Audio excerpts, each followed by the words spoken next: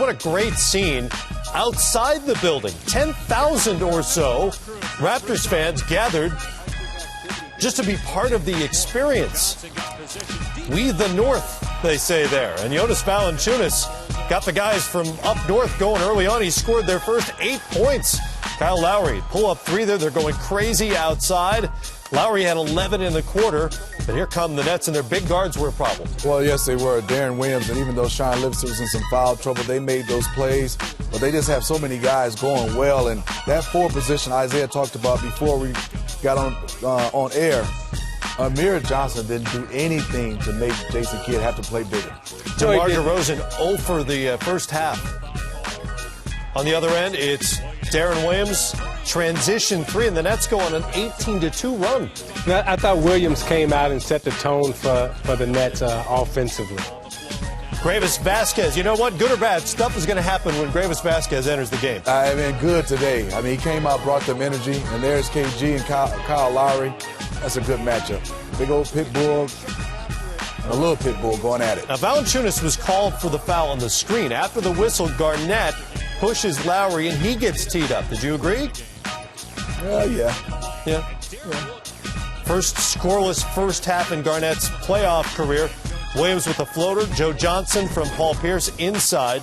And Brooklyn up 50-46 at the half. Midway through the third quarter, the shot clocks go out. Power issues, secondary clocks on the floor, but they didn't work either. What are we doing? Can we do two-line layups? Two-line layups so we can get warmed up? You're not serious, are you? Well, my guys are older.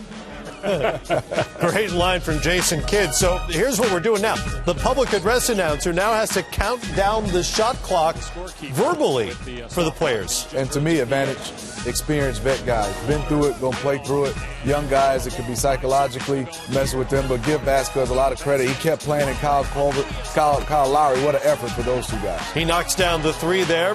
Brooklyn's lead is down to 5. Let's go to the fourth. Joe Johnson can't connect on the other end. Lowry to Patrick Patterson. The Raptors aren't necessarily a running team, but in this matchup, this is maybe an area where they can take advantage. Well, this is where they need to score because in their half-court offense, they don't really have the go-to guys like a Pierce or a Garnett at the end of the game. So they have to score in transition. They have to create turnovers, and they have to score in the ways that we see that they're scoring right here. Great block by Patterson on one end, led to the Vasquez three on the other, and they take the lead at 76-75, and that's when the crusty old veterans take over.